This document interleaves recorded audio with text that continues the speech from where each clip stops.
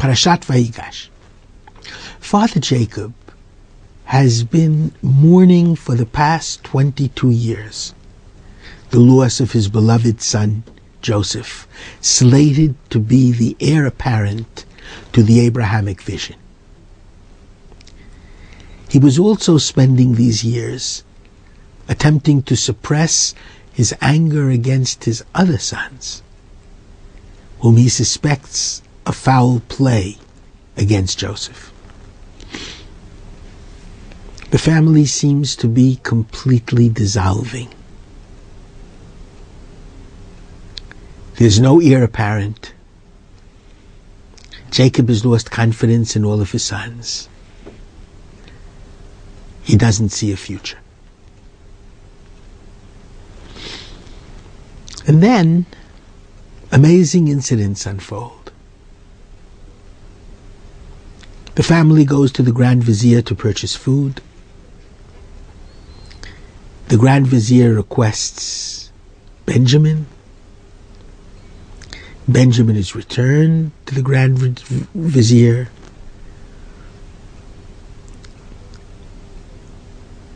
And after a number of difficulties, Yehuda makes a compassionate plea to the Grand Vizier, picturing Father Jacob mourning. And the Grand Vizier unmasks his deceptive appearance and reveals that he is indeed Joseph, and that he wants desperately to see his beloved father. The brothers return with precisely that message to old Father Jacob. And the Bible, page chapter 45, verse 27. Vayaret ha'agalot, and Father Jacob sees the wagons that Joseph had sent to bring him back to Egypt. Asher shalach Yosef laseitoto, that Joseph had sent to carry the father. Vatchi ruach Yaakov avihem, and the spirit of Jacob their father became revived, lived again, was revitalized. What is there about the agalot, about the wagons, that caused this to happen? Because that's what the verse appears to be saying. He sees the wagons and his spirit is revitalized. Rashi quotes the Midrash. It was like a hidden message, a code that Joseph had sent to his father. The Hebrew word for wagon is agalot. The Hebrew word for heifer is eglah, almost the same words. Rashi says, based on the Midrash, that Joseph was sending a sign to his father.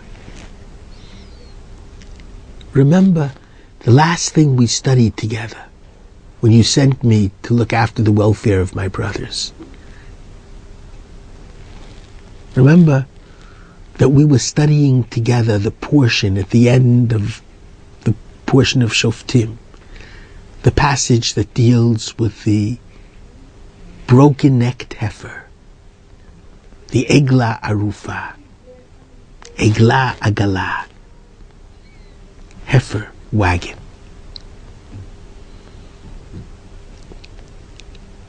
And thereby Jacob knew that indeed it was Joseph, and he was going to see his son. Let me go a step deeper into what I believe the Midrash is trying to teach us. What is the story, what is the incident of the broken-necked heifer? There's an unsolved murder mystery in a town. A man is found dead. and no one knows who killed him.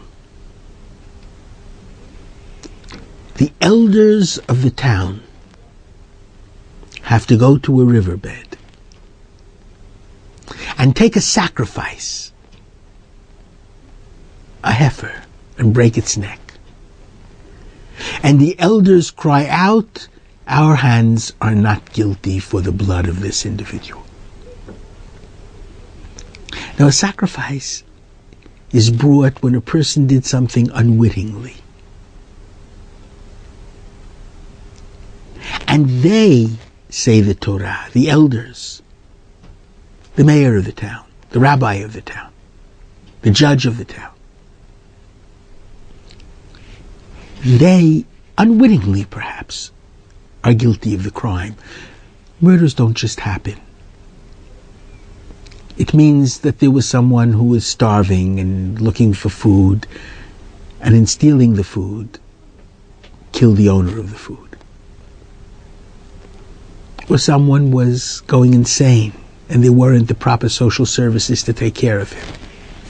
Or someone was a drug addict and again there was no one who took notice of him. And therefore there's a dead body. Jacob suddenly, when he thinks of this incident of the broken-necked heifer, realizes that he is the elder of the family. Whatever the brothers may or may not have done to Joseph, he cannot blame them. Because he, the father, engendered their jealousy. He was too blatantly affectionate towards Joseph, showed Joseph too much favoritism. He was guilty for the crime.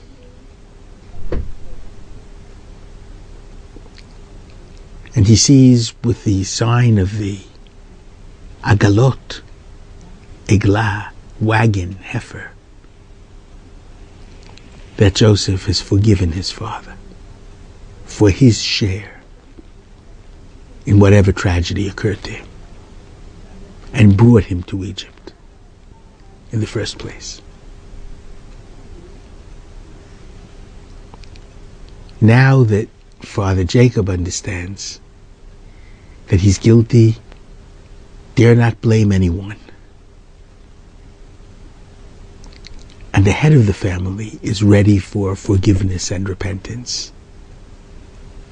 As the other members of the family come in line and will do similarly, the reunion of the family becomes possible. This is what follows, especially in Parashat Vayigash and through Parashat Vayechi.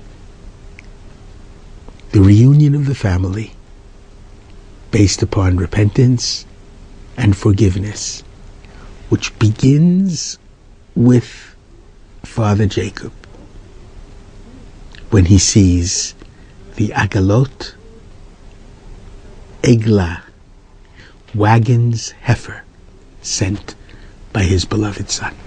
Shabbat Shalom.